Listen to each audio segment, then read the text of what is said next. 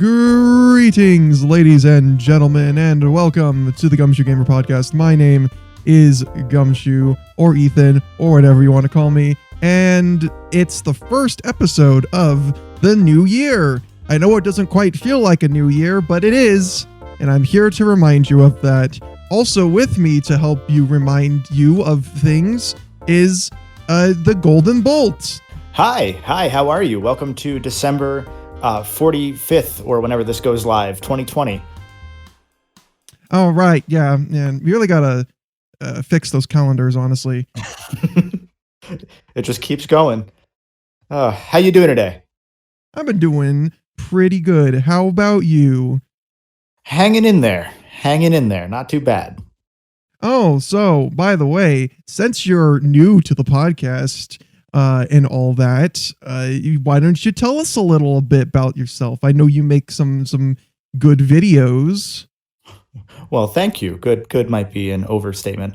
Hi, my name's Kevin. I run a YouTube channel called The Golden Bolt, where I do entertaining, informative, sometimes educational, mainly gaming-focused content, retrospectives of older games or documentary pieces on games such as for example, Metroid Other M, and how that game was bad, but how it led to it being bad. I can't speak today. That's good for it's like, yeah, it's bad, but I do find it interesting. It's interesting sort of bad. Yeah, it was just fascinating going through that game because, not to talk about that video specifically, but that was one that I made where I was working on a totally different video that involved Metroid Other M, and then playing Other M for the first time in pretty much 10 years or so. I realized, oh my god, like it's not just like it's not just that it's bad. It's that there's so much behind the scenes that you could tell was going on that led to that game. So I just had to research it, and I found so many fascinating quotes from Team Ninja, not Ninja Theory. I get them mixed up. I get them mixed up all the time too. Team Ninja and Sakamoto, the director, and pretty much the stepfather of Metroid, and seeing how those styles you would think clashed, but nothing really went wrong with that game as far as like the game turned out how they wanted it to. It just that the concept was flawed. So to ramble, essentially, my videos are in that sort of semi-documentary style where I love to really explore what behind a game made it tick and made it the way that it was. So basically, for someone that's never seen any of your videos before, would you recommend that Metroid Other M one? I think that's, if I had to pick a video of mine that like I would say is the best, which is weird to say of your own content, I know. I think that's the one that currently takes the cake because it just, everything that I had done throughout 2020 and prior kind of was encapsulated in that one video's structure. And it was awesome to have, like, I have guests that came on and voiced specific people involved in development. So to have people like our buddy, That Trav Guy, or, Some Call Me Johnny, who is the person that mainly inspired me to create YouTube content in the first place, turned into an acquaintance of mine. And that's wild to have him be able to join as a voice on that project. Was on top of everything else as far as like writing and how that video is structured. That was the one where it was like, yeah, that's where it all came together. All right, then. Well, outside of just creating the content, I know you are also a quote unquote gamer. So you've been playing anything you want to talk about here on the podcast where we talk about games, because that's what we do? Yeah. So I haven't played a ton of games since the new year, really, as far as new games go. Most of my game catch up kind of comes in the last 2 weeks of December when I'm like, oh God, I have to make a game of the year video. I haven't played half of these games. Oh no. So in the last like couple weeks of 2020, I went through and I finally started Hades. Oh, good. Yeah, the last podcast I did, I basically gushed about, oh my God, I love Hades so much. So I'll make sure to not do that in this one. I enjoy it. I don't love it as much as everybody else seems to. Nothing as a fault of the game itself. I think it's very good, and I don't think it's a ton more than very good.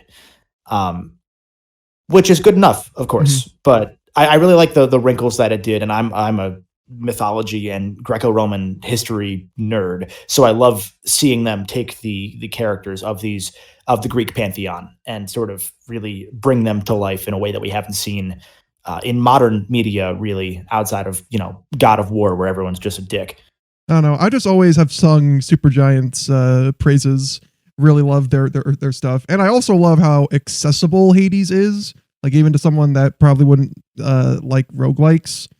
Yeah, no, the God mode is such a good touch. I love that that's there. I haven't tried it, but that the fact that it's there is huge. Mm-hmm. So yeah.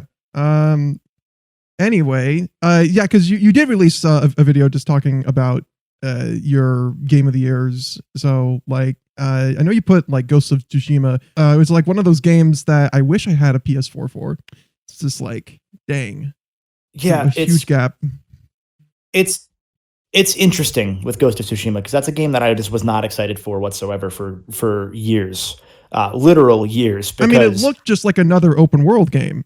Yeah, and that's still kind of what it is. Like, it's not really anything special, and that's kind of what makes it special.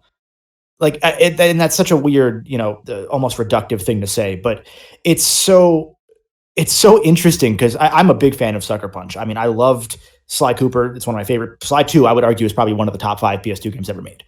I love Sly Cooper. Yeah, Sly 2 is fantastic. I still love the other 2 as well. But Sucker Punch's Sly games are excellent. Rocket Robot on Wheels is literally the first console game to ever use a physics engine, which is amazing. That was their first game on the N64 of all things. I loved Infamous 1, Infamous 2, Festival of Blood exists. Second Son is where it all kind of went downhill because that game was rushed out a year ahead of schedule just to get a game out because they needed to delay the order, and they ruined 2 games for the price of one. Don't you hate it when games are just rushed out and are kind? Yeah, thank God that doesn't happen nowadays, right? No, we're in a gaming utopia now. But yeah, I just remember after Second Son, more specifically after First Light had come out, there were talks about how the vertical slice of whatever Sucker Punch's next game was not impressing anyone at Sony, and they really were not happy with it. And then it got revealed as, this game looks painfully average, but really pretty. And so I had no faith in it. And I only bought it because I made a joke in one video that I was going to make a video about Ghost of Tsushima. And so I did. And I'm glad I did, because that game, it just kind of hits in a way that I didn't expect just another open world game to do. Mm-hmm. I have slowly grown numb to to these kind of open world games. Yeah. And I like to blame Ubisoft for that. How dare you? but if there's one thing that I can at least credit Breath of the Wild for just making, for once I actually got around to playing that, being like, oh, open worlds can be fun again. It kind of it kind of like renewed my faith that open world games aren't all that bad, right?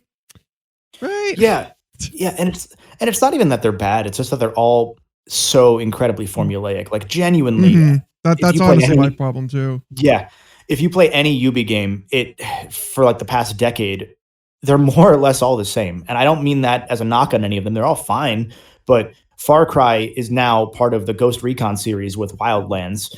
So you could say that Far Cry is a far cry from what it used to be. Yes. It's just fascinating seeing how Ubi was able to boil all their games down to one basic formula that clearly has been working for them. It's because they get their day one sales and then they drop the price within a week to $30 and they sell the rest of their copies at $30. Yeah. Well, and I mean, eventually I did get around to playing Watch Dogs 2, because I'm one of those people that didn't think Watch Dogs 1 was that bad of a game, just very flawed. But and I ended up enjoying 2, which was weird because like at that point, the last Ubisoft game I played before that was, I think, Assassin's Creed Unity, and I don't like to talk about that game. It's a shame that Unity was the one that was so bad, because man, that setting is the most ripe setting for any game, pretty much of any. I freaking love the setting so much, and yeah, it is. It's like there. If any of you play or have played Unity, it is still a pretty gorgeous looking game when it actually wants to work right. And I do think the setting is perfect, but it's rough. It's very rough. I got into and fell out of Assassin's Creed in the span of, I think, 3 months. Because I bought Assassin's Creed 1 in 2011. Yeah, I bought Assassin's Creed 1 in 2011. Bought 2 because it was a buy 2 get 1 sale or whatever. So I bought 1, liked 1, bought 2, loved 2, got Brotherhood day 1. Really, really loved Brotherhood. And then, like, I swear to God, like 2 days after Brotherhood came out, they were like, "Hey, we got a new one coming out next year." And I was like, "I know where this is going. See you later." And I never played another one again. It's like, oh. I was just like, well, no, that's not true. I did play Revelations a little bit because my buddy lent me his copy, and I was just like, yeah, it's okay. But now that I'm out of the series, I'm just like, yeah, I'm already bored of this. I'm sorry. I always I'm say glad they that, like, exist. if you never played an Assassin's Creed game, I just think the Ezio trilogy is enough. If you are the type that, like, you want to see where it kind of led originally, though I think 4 is the most accessible, best one that you can kind of just mindlessly play. Yeah, but I'm glad the games exist as virtual tourism. Again, as a history nerd, I love that they get the settings so effectively pinpoint accurate. I mean, I know a lot of people that really loved Odyssey, and I mean, I haven't really sat down and played it, but I'm glad to see people enjoy it. I've heard great things about the new 2. Well, new 3 now, I guess, because Valhalla exists. Actually, I haven't heard much about Valhalla, which is probably not a good thing, but it's already $30 sometimes, so that says all you need to know. Nothing about the game, just that Ubisoft finds a way to drop their games to half price within, like, I swear to God, a month. Legion was like $20 at one point recently. Yes, I think like for Black Friday, you could get the PS5, Xbox Series X versions for like that cheap. It's amazing. And I'm like, what the heck? I don't know what their profit model is like, but I would love to see how they decide that, yeah, let's do it. Screw it, whatever. All right. But yeah. Anyway, I've also been playing games. Well, I know I said on the last podcast was talking about Hades. So I like to take a moment to apologize for one certain thing, and that's the devs at that released Going Under, because you literally released a roguelike dungeon crawler right at the same time as Hades. Oof. And it took me a bit to get around to it, but I finally did. I finally got around to playing Going Under, and it's amazing. I love it. I'm not super familiar with Going Under. The name rings a bell to me, probably from preview trailers. Mm-hmm. But it is another indie game by the team Aggro Crab, and the art style is just the most cutest thing ever. It's made me laugh a lot, and it's basically the whole point of the game is you're an unpaid intern for this startup tech company, but there's actually like other companies that have gone under underneath the company, and they basically act as dungeons, and you need to go through those dungeons to get like relics that will help boost productivity in the office. There's a lot more to the game because there's basically 3 major dungeons, and they're all set around startups that's failed. My favorite one is probably the dating app that was all just, you could only use emojis, and every one of the NPCs and all the things and all the kind of enemies that you fight are basically just demons or little blobs, and you can use like emoji weapons too in that dungeon. So yeah. This one now rings a bell. It might have been on your Twitter actually that I saw this one pop up.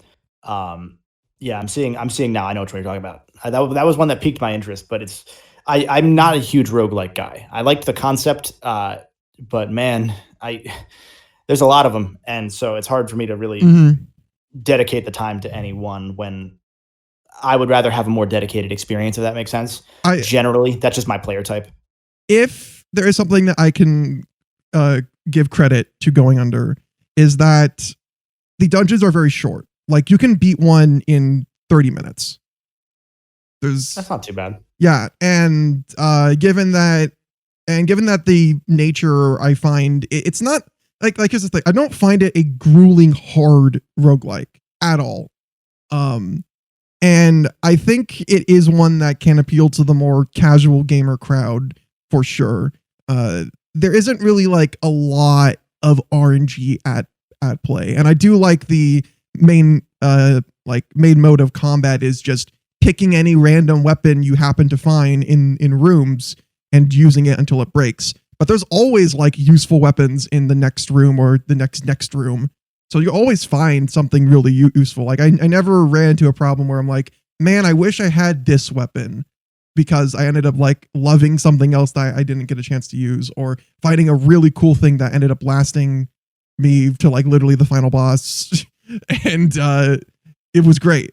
So yeah, like major props for all that. And I'm not going to say there's not challenge in the game, because I do think the bosses, especially if you fight them for the first time, you're probably going to die at least a couple times. But it like thankfully it doesn't take much to get back to those bosses, and even if you do die, you get currency. I think they're called qubits or something like that, and that is used so you can get more power ups that you find later in dungeons. So gotcha. Yeah, so you never feel like you actually lost anything. That's awesome. I'll have to check it out probably when it hits the sale sooner than later, or sooner or later rather, not sooner than later.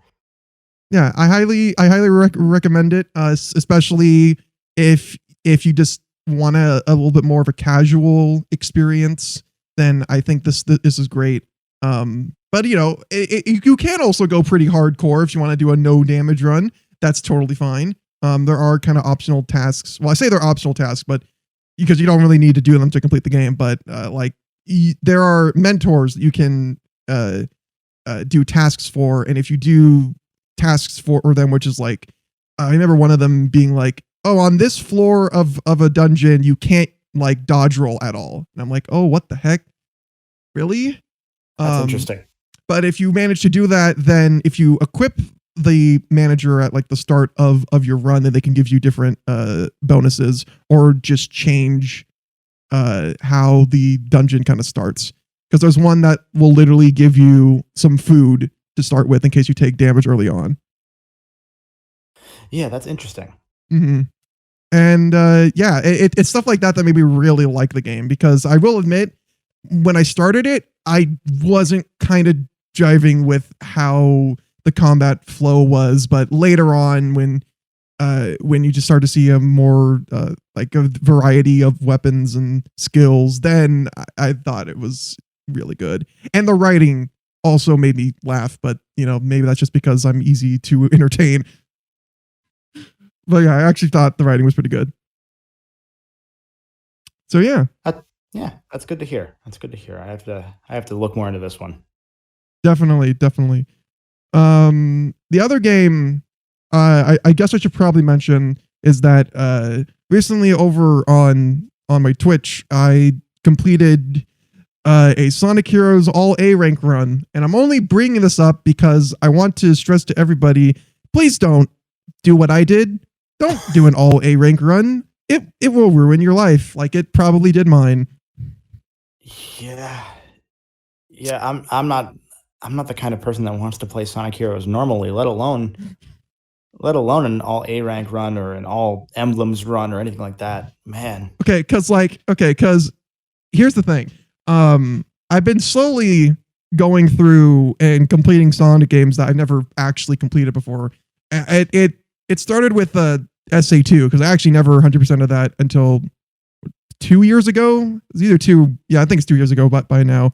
And that was fun. I was like, oh, okay, I'll do that for Sonic Adventure 1, and then now it's Heroes' turn.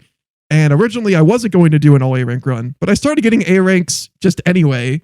And I'm like, oh, I can do this. And then Team Chaotix hit. Freaking just Team Chaotix, guys. I swear to God. Oh my God. I can't with them. It's like a lot of it is just some bullshit that you're just not going to see. Especially when it comes to their robot storm, and you gotta you gotta do that stupid cannon thing, or figure out a good positioning to where you can just hit the enemies with Thundershoot really quickly. But even then, it's like I'm pretty sure the game is not intending for you to do that, but apparently you can. I just said screw it and tried to go for that, and eventually I got it. But oh man. Yeah, one day I'll play Sonic Heroes in full, but man, I'm not looking forward to it. Super hard mode was totally not worth it though. Just want to say that super hard mode was not worth it. Yeah, no, I believe that. Now, Shadow the Hedgehog, on the other hand, which is a better game, I'd say there is more merit to completing it than Heroes. Unless you really, really like the multiplayer in Heroes, which, I mean, yeah, there's probably someone out there that really likes the multiplayer in Heroes. I just think like that weird Outrun style of level progression where you still have to start with, I forget the name of the starting level city in Shadow, but that whole structure and having to do that only for the true ending to not matter with any of the endings you got. I'm good. Yeah. No, it definitely holds it back for sure. But I also don't think it's, in comparison to Sonic Heroes, I don't think it's as much of a chore, 100%. Yeah, but I'll find out later because I'm definitely going to be doing that at some point. Man. But yeah, the last game I want to talk about before we reach into the news segment is Yakuza 7, which I finally got. How far are you? I just finished chapter 3, and I want to say a little over. I think I'm about 20 hours in, because might be a little bit more, but I'm pretty sure I'm like 20 hours, and that's just because I spent too much time on the side, just mini games, and I didn't realize I should probably progress the story. No, that's Yakuza. That's all of them. I promise that's all of them. Fair warning for 7. This is not a spoiler. Just make sure you have enough money in the next chapter to buy armor for each of your characters on head, body, and legs, I think are the 3. I already made sure that to buy armor. I got super lucky and happened to find golden plates really early in the game and just used that money to buy equipment. There's a soft wall if you don't have armor, and the game expects you narratively to be poor and then says, hey, you need to have 40,000 yen, which is only $400. Yeah. So it's not like it's a lot, but you're literally supposed to be homeless up until that point in the game. So yeah. And make sure just save your money. There's a point where you're going to need to spend money for narrative. Just save all your money. Okay, good, because I still have a few gold plates. I have it. Yeah. I think it's like 1 million yen. I think you need. Dang. Which won't be that hard to get by that point. Don't get me wrong. Okay. Yeah. You know what? That is probably true, because at this part, have as far as I've gotten into, I still haven't found a fourth party member. So it's before that. Yeah, it's So I'm still pretty early. Yeah. By the time the part that I'm talking about is pretty far into the game. And you'll have already unlocked the business mini game, which will give you all the money you need and then some. Do the business mini game too, because that A, it's kind of fun, and B, it helps. It helps a lot. We want to know what mini game I found really fun. It's probably going to be no shocker, but the Dragon Cart. I'm surprised you found Dragon Cart, because I literally beat the game and I knew where it was. I knew for a fact that I knew where it was, but I thought there'd be a main quest that would make you do it first. Because normally in Yakuza, it's hey, there's this main quest where you have to go to the batting cages, and then you do, and that's just a mission that it happens. And then it's you now have the batting cages. The Dragon Cart is not at all ever referenced in the story. It just exists. They just shoved it in there for some reason. Okay, well, I just happened to notice that there was a sub story near, because in chapter 3, when you're pretty close to where the park is. where the dragon cart is, and I noticed there's a sub story there. I'm like, okay, I'll go there. Don't know what's over there. Oh, there's an entire mini game. Yeah, yeah. I normally play a lot more of the side stuff than I did in Yakuza 7, just because I was so invested in the story this time around that I had to keep going. There's still a lot of side stuff that I haven't done when I've gone back and tried to like dabble in it more. Because man, that game is so meaty. Yeah, the fact that I've spent just so much time on a lot of the side stuff here just reminds me of when I played Zero for the first time, where I also did the same thing. And it got to a point where I'm like, oh, I'm never gonna actually progress the main story, but I really want to do that. Like I like so Yeah. at some point I literally just had to stop myself and be like, okay, I'll do this just after, because I want to see where the story goes. Honestly, at a certain point, it's for the best that you're doing a lot of this stuff. Maybe not at this early, but at some point, because the game is not very well balanced. So, for those that may not know, Yakuza 7 was not always meant to be an RPG. It turned into an RPG last year, well, 2019, so not last year anymore. They did an April Fool's joke in April 2019, I believe, where the game was suddenly an RPG, and it was all a joke, and everyone laughed and said, "Oh, that's pretty funny that they made the game into an RPG for an April Fool's skit." And somehow, the team at RGG Studio and Sega said, "Hey, everyone's really reacting positively to this. What if we actually made this an RPG?" And so, in 9 months, not 9 months, no, about 9 months from April till January, when it came out in January 2020 in Japan. They turned this game from what we're assuming was a regular Yakuza beat 'em up into an RPG. So there's a lot of stuff where you can tell, oh, yeah, no, you can tell this was kind of rushed. And then other times you're amazed that this game even was possible because they converted everything in 9 months into a full-ass RPG. So it's really noticeable near the end of the game because there's a section where you're pretty much going to be 10 levels under-leveled. Technically, there are two of those because there's one part where you do a thing. I'm being very vague here. You do a thing. We're trying. Yeah, but yeah. By the way, don't worry. We're not going to spoil No. Yakuza here. There's a point at which there's the usual Yakuza series combat arena, and when you get to that point, do it. Just do the arena because you need to be like level 45. Otherwise, you are going to get your ass kicked. It is very much like an RPG, though, I swear. But yeah, it was just weird because they threw a whole like, here's an hour worth of arena. Just spend this hour grinding, and you'll be back to where you should be. And then, even then, after doing that, by the end of the game, I was 10 levels under leveled again, which wasn't a problem because this game's leveling doesn't actually seem to matter. Like it does, but there were times where level 15. I feel like the levels is more so you can get the skills. The skills are really what's important. Yeah, because the stats are fascinating. Because there are enemies, like even now, I'm like level 65 or 70 or something like that. There are enemies that I'll run into that are like level 20 that will do more damage and survive longer than level 40 enemies. Mm-hmm. And it's just kind of random. And I think a lot of that is because they were so back to the wall. It kind of reminds me a bit of SMT, where I always say the level count doesn't matter. It's what you can do with the levels that matter. It's the skills. It's how you use your tactics. In other words, that's more important. Yeah. It really is with this one. And that's what made me really like it. Where I kind of felt like, oh yeah, cool. It's weird because it's like I do want to grind, but I also don't feel like there's a strong need, at least yet anyway, where like I have to always.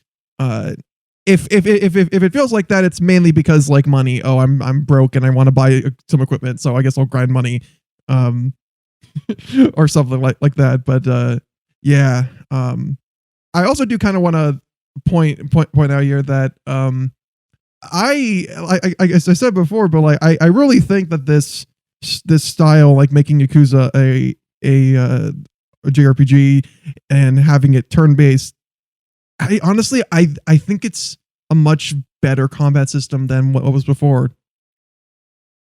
Yeah, you've played.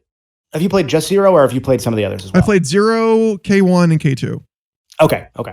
Yeah, I think for the most part, I agree.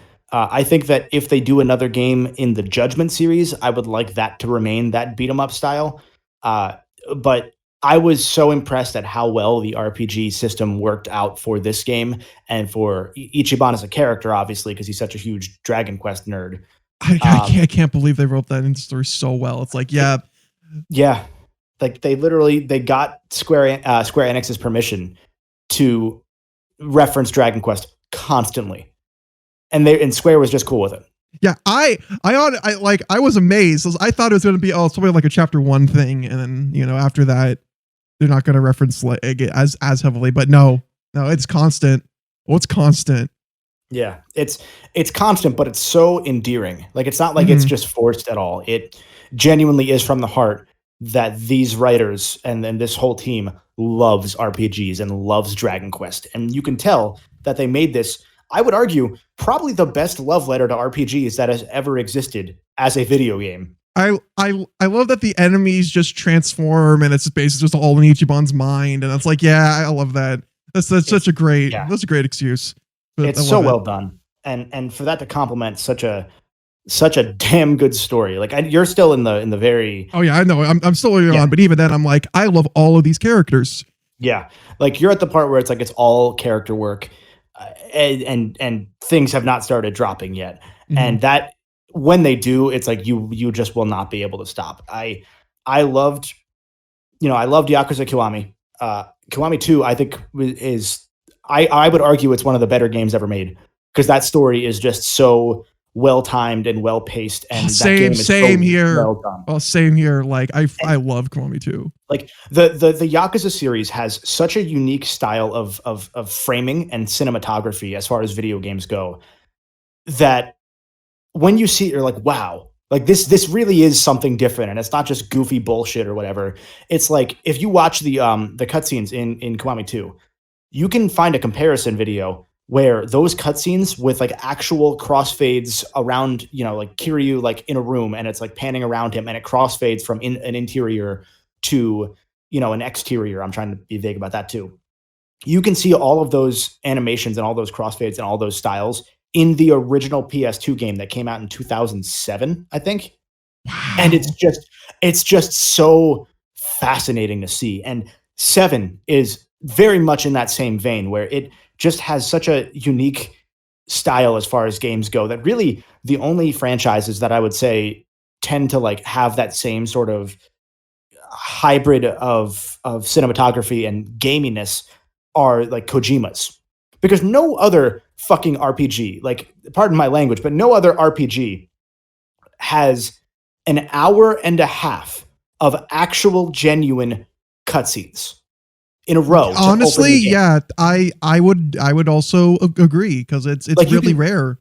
You can say Persona, but Persona are text boxes and dialogue boxes, and obviously they're all generally spoken. I'm talking actual like acted, motion captured for at least for some part cutscenes with like 5 minutes of gameplay in that first hour and a half, and that is like Metal Gear Solid 4 on speed. Yeah, and it works. And also like keep in mind, this is what people like about the series, so that's how good these cutscenes are. That's how good the narrative for these games are, where people are like, yes, cutscenes, an hour, oh sweet, I'm here for it.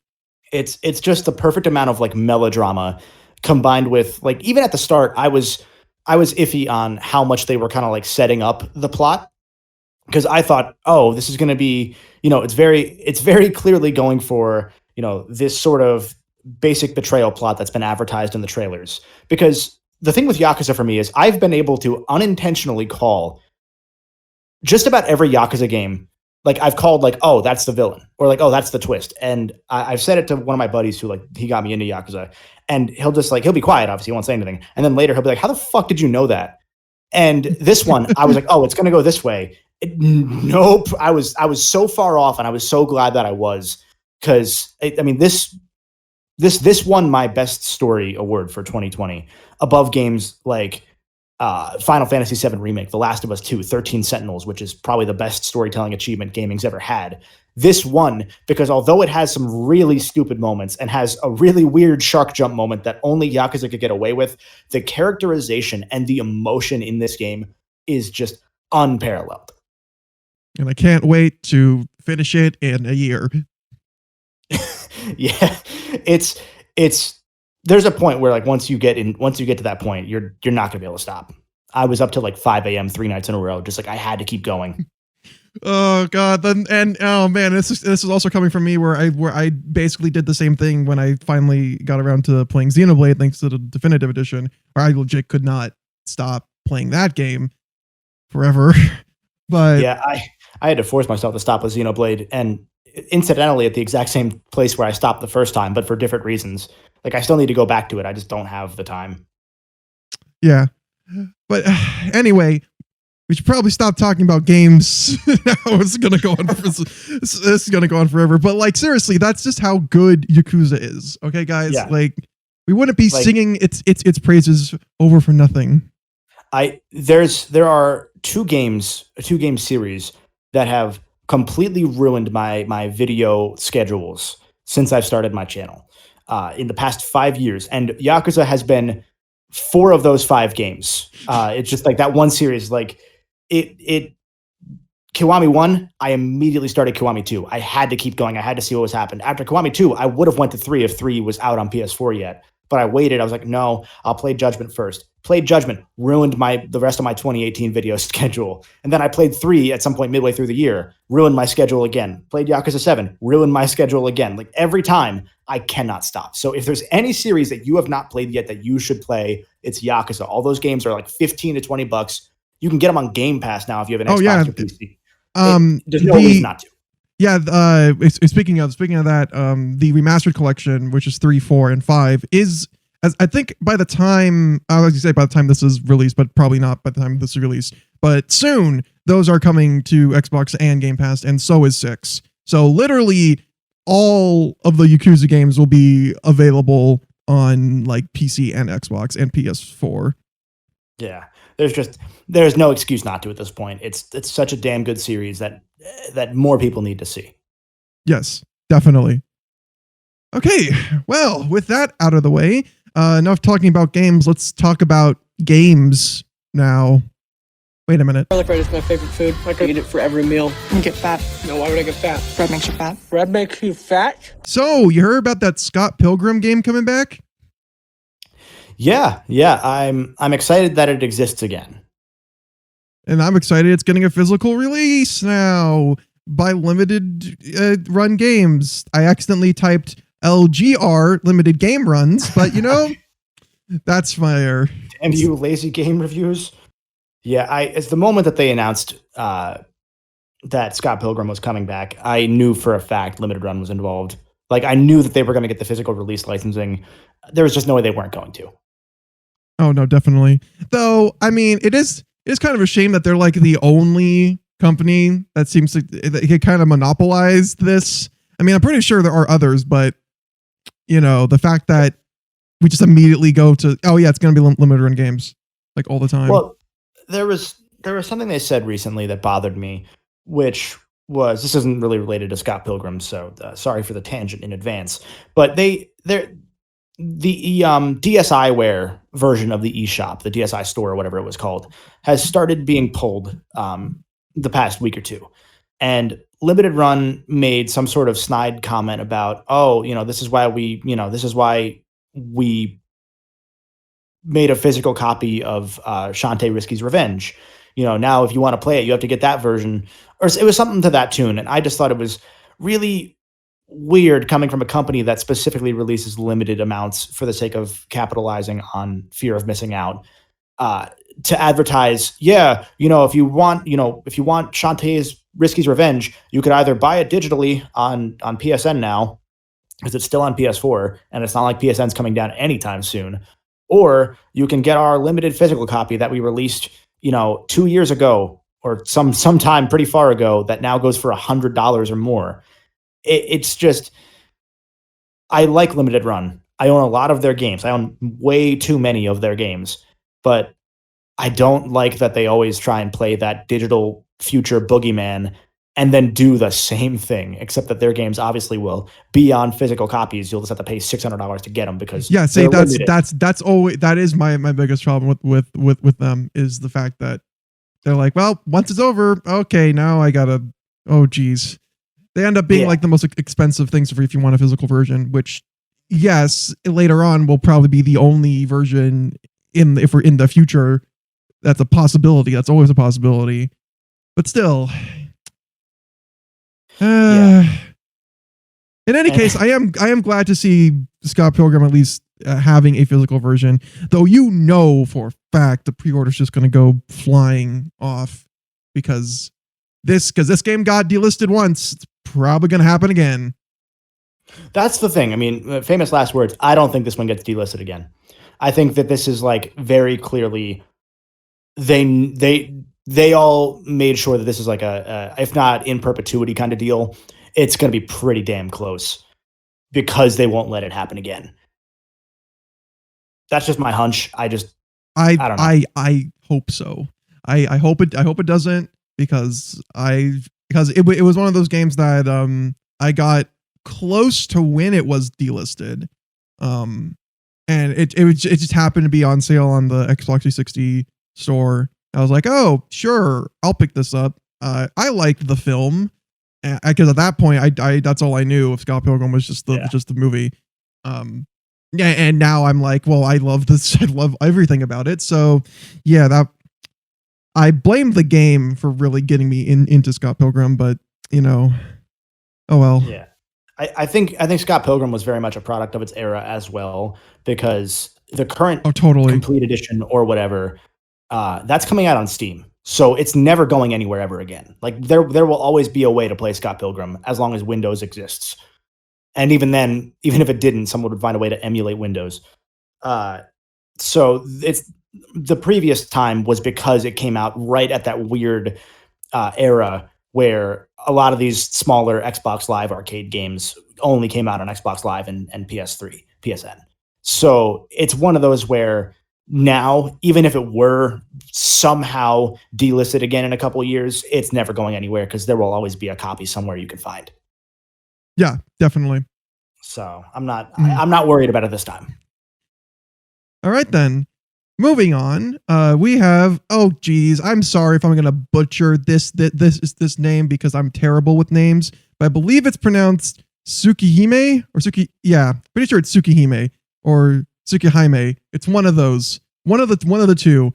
I'm so terrible with names. I'm sorry, but anyway, I know that let's say 99% of people are gonna like, what the hell are you talking about? What is this? So do you know of this very popular anime series that started out as a visual novel called Fate Stay Night, or rather just Fate in general?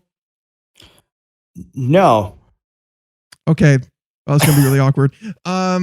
Basically, this is a prequel visual novel that came out in literally 2000. It was either 2000 or it was very early to 2000. And the visual novel is highly regarded as one of the best in that sort of style. And it's getting a remake. It was literally announced like the first week of 2021, and it came out of nowhere. This is it. This is also the prequel to the very the very famous cult hit fighting game Melty Blood. If you ever heard of that, that rings a bell, but I only know the name. Yeah, probably. This is the most, I think this is the most cult game niche thing I have talked about on this podcast, but I always like talking about something that people probably have no idea about. I do recommend looking it up. Do not watch the anime though, because the anime is terrible that they did on this. Just don't. Please don't. And yeah, I'll make sure to provide some links in the description for stuff if you are ever curious about this, because yeah, for all my, because I know there's some people that listen to this do like visual novels, so I want to shout out to all of them that, hey, this is coming out. If you didn't know, now you know, though you probably knew, because you know it is pretty niche. Awesome. But yeah, moving on, we have the Monster Hunter Rise demo. Did you play that? Like, I'm curious. Did you actually get a chance to play that? I have not yet. I know one of my buddies, well, two of my buddies are very into it already.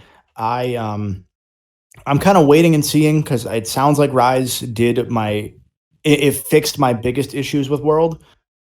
Which were that you can't actually play that game with your friends. They lied. Like, you can, but you can't. Oh, wait, really? Okay, because like full disclosure, I tried World, and I just couldn't get into it. I just could not. That was like, I think a year ago though. Yeah, it's weird because you can play with friends, but they expect you to beat the game first solo essentially, and then do like the later game monsters with your friends. Because That's if you weird. haven't played the game yet, it won't let your friends join until after, at least in most levels, until after the cutscene to introduce that level or that hunt. Sometimes halfway through, once you get to another cutscene, then it'll let people join. So when we tried playing 2 or 3 separate times, and it was essentially two of us waiting around for 15 minutes while the other would start the mission, and then we could play together for 5 minutes, and then it would load us back into our own separate worlds. And it was just awful. Like, it was not awful. It was the most Nintendo online system I've ever seen out of Capcom, and that's saying a lot. Yeah, that's also saying a lot, given that this is going to be a Switch exclusive, at least for the time being. I don't know. It might get ported later on. Who knows? Yeah. Honestly, at this point, it's all up in the air. It seems like they adjusted for that issue and maybe have fixed it for this game. Mm-hmm. But I'm not in a rush to find out. So I have played a bit of the demo. I've yet to do the second like main monster hunt mission, which is the harder one of the two.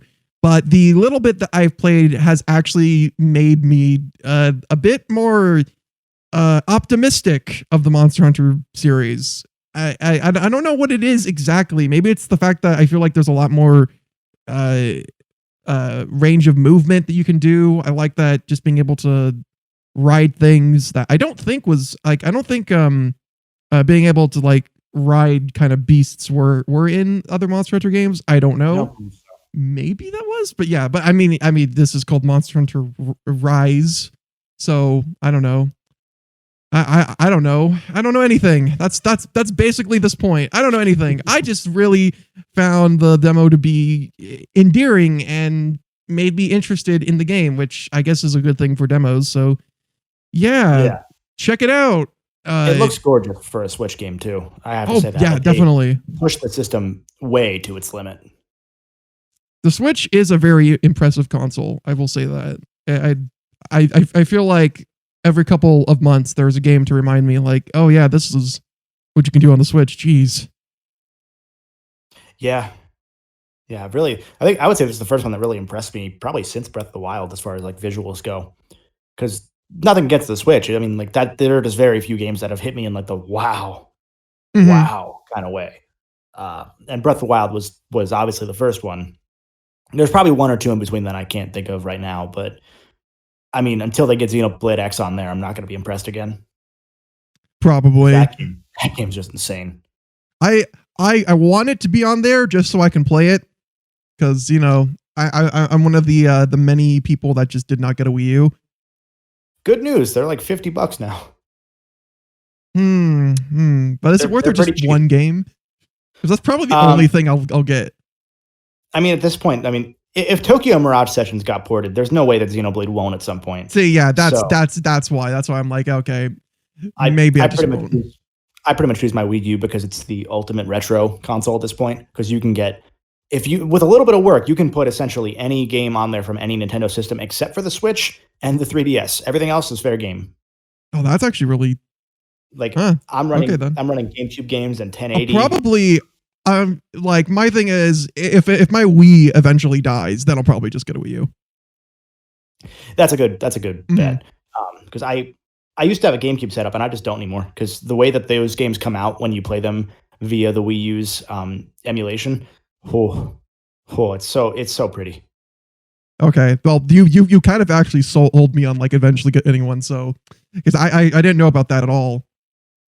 Yeah, it's like the homebrew community for the Wii U is just insane because the GameCube stuff is awesome. I haven't played too many games in 16:9, but you can normally extend the borders of the screen, like show like what would be off screen. And most games don't tend to have too many graphical glitches if you do that. So like you can play Sunshine, not that you need to anymore, but you could have played Sunshine in 1080p actual 16:9 resolution, and it wouldn't have had too many like off-screen graphical glitches because they that part of the game view is still there. It's just not part of the HUD because most TVs were 4:3 back then. Oh yeah. But just it's all so pretty. And then there's like Virtual Boy emulation. There are 2 Pokemon Mini emulators, 2 separate ones for the Pokemon Mini of all things. Wow. It's insane. Yeah. My thing is though, I'm also wondering like it would probably be the best place for DS stuff though. Though I know that though again, I don't know how well it would translate, but I mean given that given that you actually do have a touchscreen you can use, it would probably be good. Yeah. I mean, DS emulation was already native on the Wii U as it was. Mhm. Like that was already a thing with the virtual console games. So it's just a matter of how you want to orient the screen, really. Yeah. And I just say that all because like I think of like The World Ends With You, and that's such a great game. Like don't get me wrong, I like that game a lot, but you have to play the DS version, and it kind of sucks that like the best way to experience it really is on like a DS. Yeah, I mean, I'm sure the new version that they're working on is going to end up being much more optimized. It looks like a totally different game, which is honestly good because then more people will probably play it. But like, yeah, even if you get the Switch version, it's very awkward to control. Not that you can't get into it, because like I personally was fine with just using the Switch as a touchscreen, and it worked fine enough for me. But I know for a fact that if you just play it on a DS, on the actual hardware was designed for, because it was really designed for that, then that's just the best way to play it, and it kind of sucks. Yeah, I have the Switch version. I haven't put too much time into it, but yeah, it seems like that's the general consensus. Is that I mean, the Switch version gave you 2 options. It either gave you use it handheld, or you're using a pointer, like with one of the Joy-Cons. Yeah, and I'm like, oof. They tried. Okay, I'll give them this. They tried, and at least it exists. It was enough to greenlight a new one. So yeah, honestly, and of course the anime, which I'll definitely be watching. But yeah, anyway, I guess since we're still on Nintendo, we should probably talk about 3D World and the epic kaiju battle that apparently is going to happen. That DLC is so interesting to me, and I'm so excited for down the road when we find out if it actually was Odyssey DLC lumped into this and like converted into a 3D World effectively DLC, because the way that game, like the way that expansion looks like it plays, it looks like it was part of Odyssey at one point. Honestly, yeah, I see it. I do. No, I'm thinking about it. I wasn't originally thinking about that like when I was watching it, but I'm like, yeah, really can. Huh. A big chunky open world with a bunch of stars to collect. That's not 3D World at all. Oh, yeah, definitely. Like it's not even close to 3D World. It seems to have a lot of like Odyssey stylings to it. It references Sunshine as much as Odyssey did, which is interesting because Odyssey had the Isle Delfino and a couple other smaller references, and this expansion seems to be paying off on those. So it's all interesting to me, and it kind of helps explain why 3D World has is it the roll? Is that the move that they took? No, the dive. They took Odyssey dive and put it into 3D World, on top of making the game just faster. Either way, I don't really care. I love 3D World. I love that game a lot. Because like 3D World is another one I have yet to play because I didn't own a Wii U. Oh no, wait, actually that's a lie. I did play it over at a friend's house and I thought it was pretty fun, but I don't own it because I didn't own a Wii U. So there's that. But it is one of those Mario games that I feel is pretty split, as I know people that really like it and I know people just can't stand it. The thing to me is that game sold almost exclusively to the hardest of hardcore Nintendo fans because it was on the Wii U. So I think that there are a ton of Nintendo fans that did not even play the game, and I think that helps the opinion seem more split than it would be. Okay. Because I know that there are people that are upset that it's not a quote-unquote real 3D Mario game, or that game somehow took away from what would eventually become Odyssey's development, despite Odyssey being developed by a different team. That's neither here nor there. But I think 3D World was like the perfect coda on that style of like the new Super Mario series, because that seems like it's probably done with them porting the Wii U version to Switch. It seems like they're kind of done with that style. Thank God, because I was getting kind of sick of it, just seeing it everywhere. Yeah. But 3D World to me, like I know everyone always wants Galaxy 3. I always kind of felt the 3D World was kind of a multiplayer Galaxy 3 without the spherical stuff, but it has the same level of challenging gimmicks and a lot of the same gimmicks that Galaxy 2 especially, but also Galaxy 1 had, and it puts them together in a unique way. It just doesn't have the space gimmick. That's really it to me. Space gimmick and the spherical worlds. Otherwise, it always felt like an extension of what Galaxy would have been.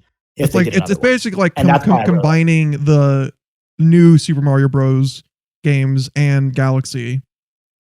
That's how I've always seen it. Yeah, and the multiplayer is passable. I'm hoping the online version for this new port, I'm hoping that's not horrible. Oh God, online. I'm expecting it to be horrible. But especially after having played, I've been playing this past week Sackboy's Big Adventure, which is effectively Sony's Mario 3D World. I've been playing that online because now the online exists, because that was supposed to be a launch and then they had to delay it for whatever reason. But it works now online. It works online crossplay with rollback netcode. So balls in your court, Nintendo, because if Sumo Digital can do it, then there's no reason you can't. But it's Nintendo, so I know. I know they won't. I was going to say. It's interesting seeing how well the online works in Sackboy. Like, it's got problems, but the problems all relate to the fact that you literally roll back to wherever the game thinks you're supposed to be on the host screen, and it doesn't pop up too much. But it's so much better. Like, there's no lag. It's just that you might accidentally fall to your death every now and then, which is fine because there are checkpoints every 30 seconds. Which is basically how most platformers are nowadays, unless they are specifically going for that hardcore challenge mode. Then it's generally like dying doesn't really seem to be that big of an issue. Yeah. Which is nice. It's nice. But yeah, I guess that's our piece on 3D Mario World. Wait, Mario 3D. Wow, I totally got the name wrong. Oops. Well then, anyway, the last bit of news that literally came out of nowhere was Indiana Jones game by the new Wolfenstein devs for some reason. Wow. Never would have thought that would happen. And then it broke earlier today that on top of that one, Ubisoft's working on another Star Wars game with the guys who made The Division 2 and maybe The Division 1. I'm not sure if they're the same team. So EA's Star Wars deal is up because Lucasfilm Games is just kind of going through and working with everybody. And it's very interesting that all these announcements are happening suddenly after Lucasfilm Games became a thing again, or rather rebranded. So it's very clear that none of these are going to be anytime soon. Like, these are all announcements of announcements. definitely not. It's we're probably going to see them again in like 2 years, and then if that. Really, that's me like being optimistic. Just like give it best case scenario 2 years time, and we'll see at least one of these pop up again. Yeah, I'm excited to see what both of those games turn out to be. I'm not super excited for the Star Wars one because it's probably just going to be the Division, but in the Old Republic. Bet it'll happen, or it'll be the Division in like post Empire between 6 and 7, where they're putting everything they're doing nowadays. So I mean, that is a good time frame. No, I love that era from that, getting that expansion of the lore to like lead into what would become, the future of the Star Wars series. But it's just fascinating that everything they've done at this point is like the very end of episode 6 into that, 20-year gap between 6 and 7. I find that interesting. I mean, that's just because, the new trilogy is the new trilogy. So it's probably a safe bet to be like, yeah, we're going to just like distance ourselves from that. But like, we kind of have to address it that like, that's what will happen. But yeah. Indiana Jones, that'll be an interesting one because Machine Games, they make very solid games. I even liked Youngblood, like, and it's not like the best game ever, but I thought it was solid except for the level up system or the that's really the only thing I didn't like. If not for the gross looter shooter elements, it would have been fine. But otherwise, I mean, they're incredibly solid.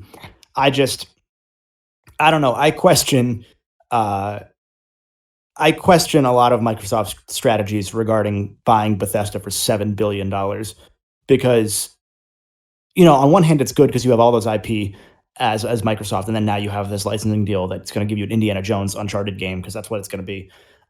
But it's also like Uncharted is over. Like, not that Indiana Jones can't just suddenly come back into the zeitgeist and boom and do super well, but every developer that Microsoft has bought, they've kind of let them keep doing what they were already doing before rather than pushing forward and trying to like be on that bleeding edge of game development and game concepts. So you get things like Gears is still Gears, is still Gears, is still Gears. And you get Halo still being just Halo. And obviously whatever they're doing with Infinite now. Infinite was supposed to be something else, but then I mean that game's gone through more creative directors than Star Wars.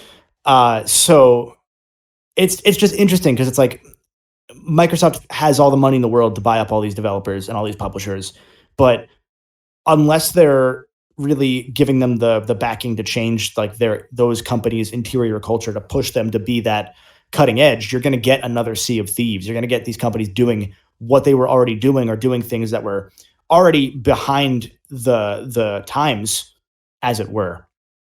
And I find it so interesting, and it makes me hopeful that they now have Obsidian and they also have Bethesda. So, that path of Pillars of Eternity, Elder Scrolls game they were going to make is probably just going to be an Elder Scrolls game now. And instead of Outer Worlds 2, we're probably going to get another Fallout New Vegas from Obsidian. And I'm all for that because Fallout New Vegas one of the best games ever made. I never thought about that, but you're right. We could just get Fallout New Vegas 2. Like we can. Yeah. That's a possibility. So like, on that hand, it's awesome. And, seeing that we're going to see more Doom, and just Doom's just going to keep being Doom and keep pushing. That's excellent.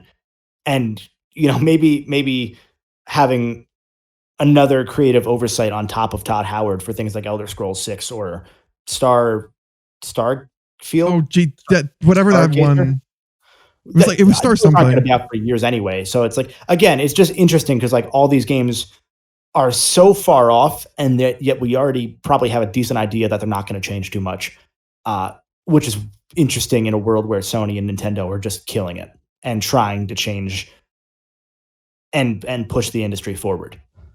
Well, like I think that Nintendo's kind of always had that reputation, but yeah, definitely Sony though. Like, dang, the PS4 generation, I guess if we're going to classify it as that, is evident that they are really trying to push. Yeah, yeah, and I hope that I hope that I'm wrong because I want to see them succeed. I love my Xbox One for as little as I've played it because they don't have too many games for it. But yeah, It's solid enough. It's a solid enough system. But yeah. All right then. Well, with that all said, that's our news. I mean, it's the beginning of the year. What do you guys expect? But now it's time for our main topic. And if you're new to this podcast, this is basically a little discussion thing for not only kind of us, but for you. If you want to respond to this in the comments or wherever, then go right ahead. So, keeping it very light, 2021 is a year that's coming out, and we've already got a lot of announcements. We actually even got our first announcement of a game being delayed to 2022, so that's great. But but yeah, so our main topic of discussion is just what are we hyped for 2021? So if it hasn't been clear by my channel's name, I'm a Ratchet and Clank guy, and Ratchet and Clank Rift Apart not only being the first marketed as true next gen title for the PS5, but also being pushed as like an actual marquee title for the first time in effectively over a decade.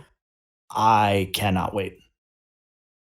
I just I don't I don't know necessarily what they're going to be planning to do with the story. I have hunches, and I don't know that I'm going to love it, and that's fine because I just want to play more Ratchet and Clank, and I want to see this series thrive and continue to succeed. And it's so gorgeous. Yeah, after that reboot, quote unquote, I didn't know what the future of that series or rather franchise would be. Well, so I always knew where it was going. And I don't want to sound like that guy where it's like I knew all along, but I've been saying for years now, it is not a reboot. They have said it is not a reboot. It is a movie tie-in game so that they can tell the first game's story again, and then the movie's script changed so they couldn't tell it as well as they wanted to. They've pretty much said that themselves.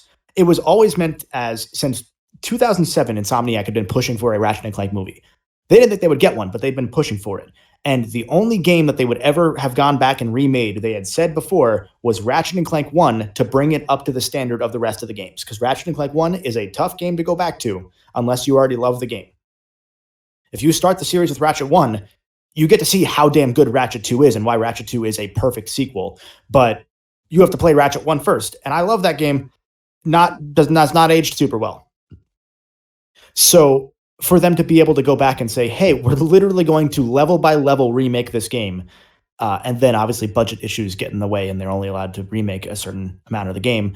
And then the movie plot changes a bunch. So they decide, oh, what if we just made Captain Quirk an unreliable narrator so that everything that's different than the original game's plots, we can just kind of wash away, because they decided to change the plot and make it more kid-y.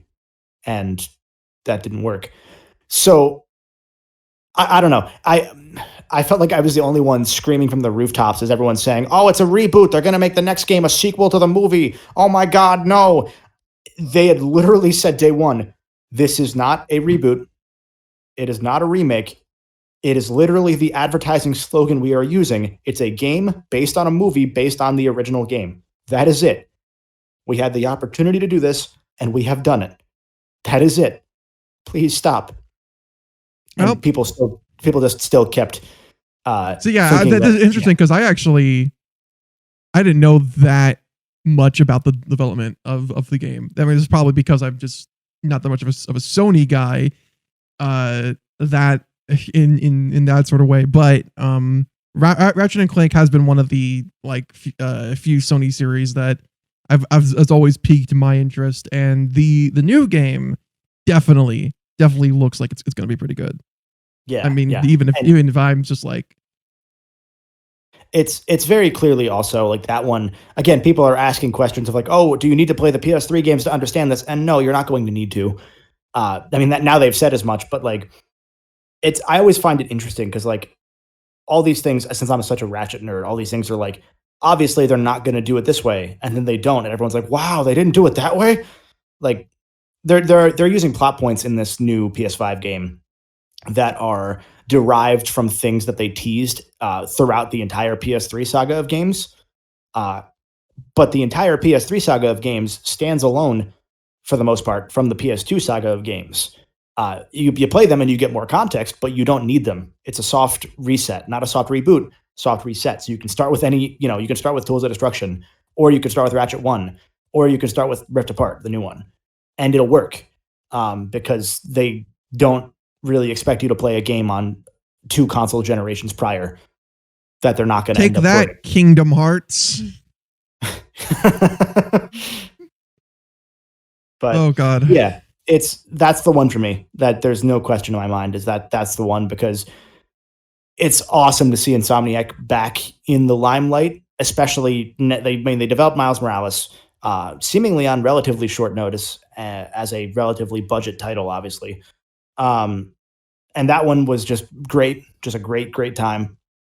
And then, the following year, here's that marquee Ratchet title. And probably the following year after that, here's Spider-Man 2. And then probably the year after that, here's Ratchet again. Like they're doing their annual games again, possibly. And, considering they only made effectively 3 games last generation over the course of Sunset Overdrive to Ratchet to Spider-Man, after having made more games per year than anybody but Valve. That's awesome. It's awesome to see. Yeah, definitely. Well, I'm going to go with, the one that I am, okay, well, I'll say this. There are technically 3 games that I'm super hyped for, and they're all varying degrees. But if I had to just pick one for the sake of brevity, I'd probably say No More Heroes 3. Cause ooh, yeah, okay. Holy crap. Oh, yeah, I mean, sure, it got delayed, but I kind of saw that was going to happen. Like, there's no way that it wouldn't have been delayed. And it's scheduled for a 2021 release. So hopefully it won't get delayed again. Fingers crossed and all that. But I think it'll get a good time slot, like separate. Like Nintendo's gonna try and push that game a little bit. I think. And I will say, even though it got delayed, it now gives people some chance to play No More Heroes 1 and 2, especially since those got ported to the Switch, and those are really good ports, like really good ports. Yeah, I still haven't picked up the Switch ports just because I haven't had time to play them, and I've been hoping that they're going to put a 1 and 2 physical release out at some point. But man, I haven't done that, honestly. Yeah, I'm sure they will before 3 is the thing. I'm sure they'll drop one. They just sell them separately first, and now that it's been delayed, they have extra time if they did want to produce cartridges. Mm-hmm.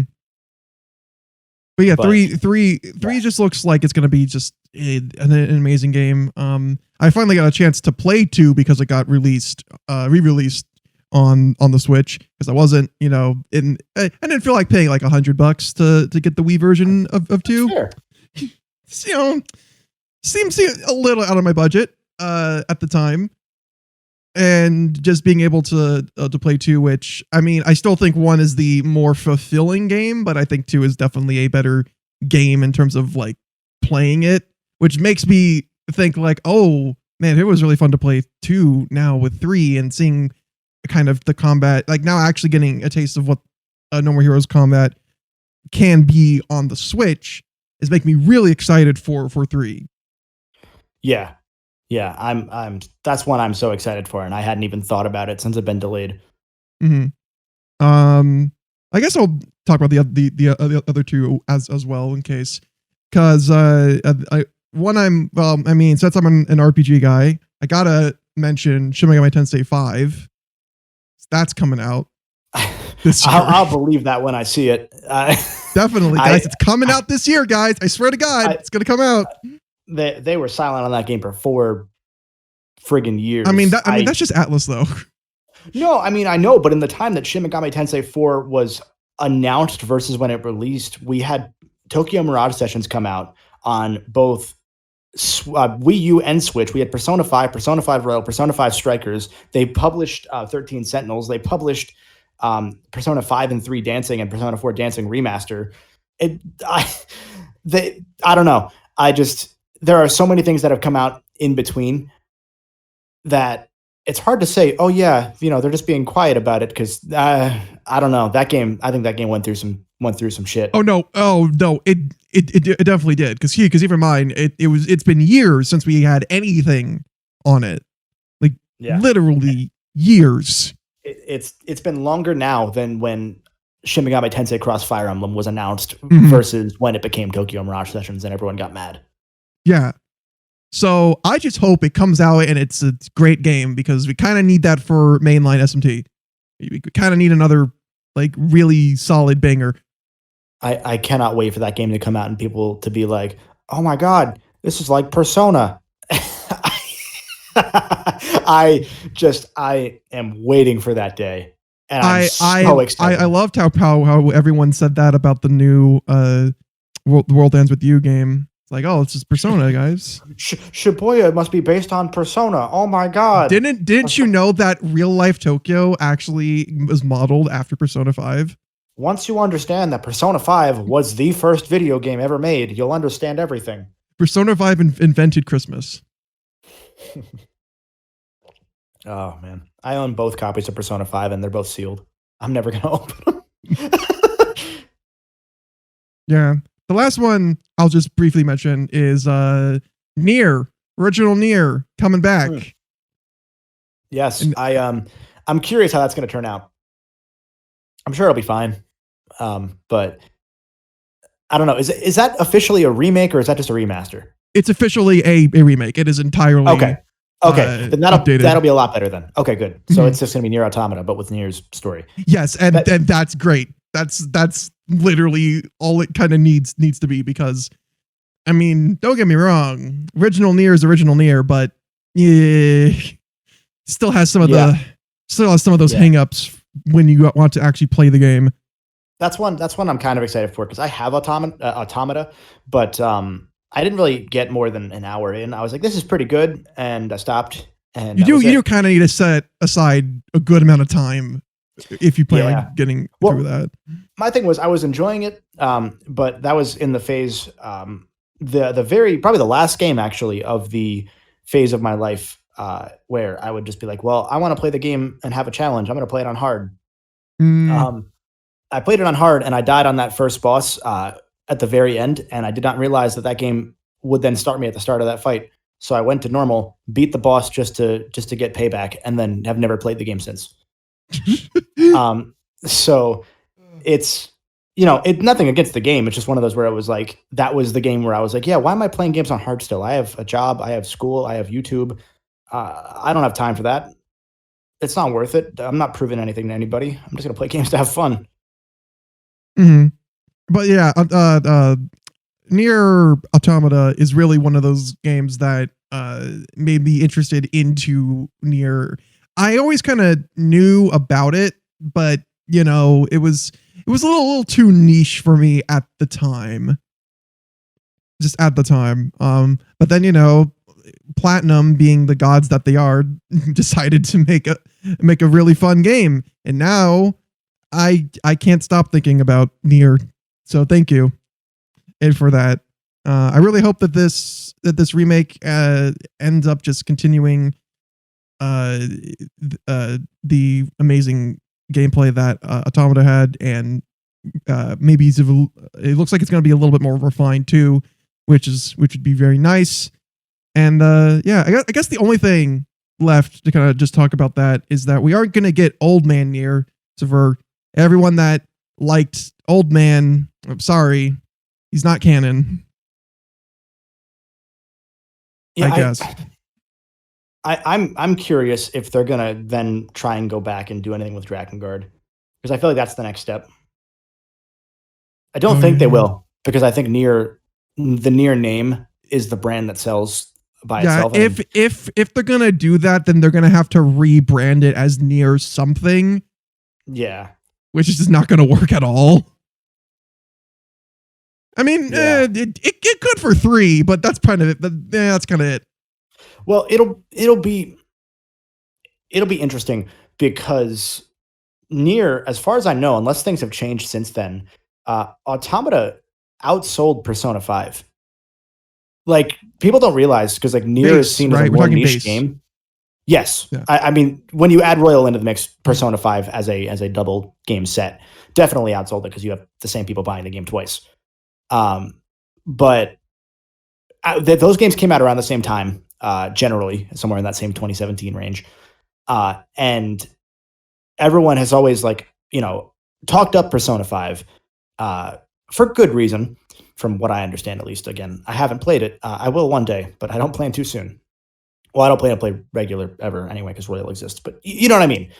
But everyone always kind of was like, yeah, no one really knew what Nier was compared to Persona 5 because of the weird Twitter zeitgeist that exists. And then Nier always performed better. And that I always found fascinating. So like the Nier series has some selling power. For sure. Definitely. All right then. Well, if that is all that I have left to say, then well, I guess I'll turn the question onto our audience. If you have a game that you're hyped for, let me know about it. Put it in the comments of the video if you're watching the video. If you're watching this or listening to this on the apps or whatever, you know, I guess you could tweet at me. I'll probably mute you, but you know, you could try. You can try if you want to do that. Sure. But yeah, I want to thank Mr. The Golden Bolt for coming on to the podcast. This was really fun. Thank you for deciding to spend an hour plus just talking about games.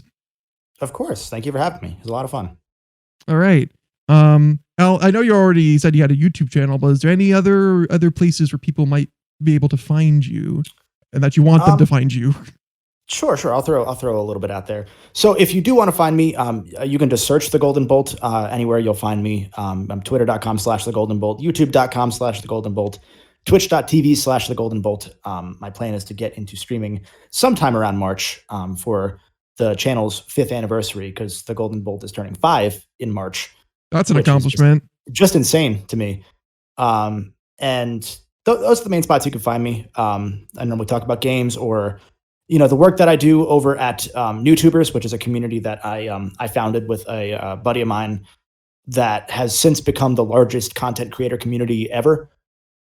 So if any of you that are watching or listening are aspiring content creators, check out NewTubers either on Reddit or the Discord, which is discord.gg/NewTubers, I believe is still the short link we have, where we can try and help you learn and grow and figure out how to find an audience on these ever-changing platforms of YouTube, Twitch, Instagram Live, whatever it might be. And yeah. All right then. Well, I want to thank you just once again for being on the podcast, and I want to thank all of lovely listeners for tuning in for it. So, with all that said, my name is Gumshoe. Ba boop ba beep. That's it. That's the outro.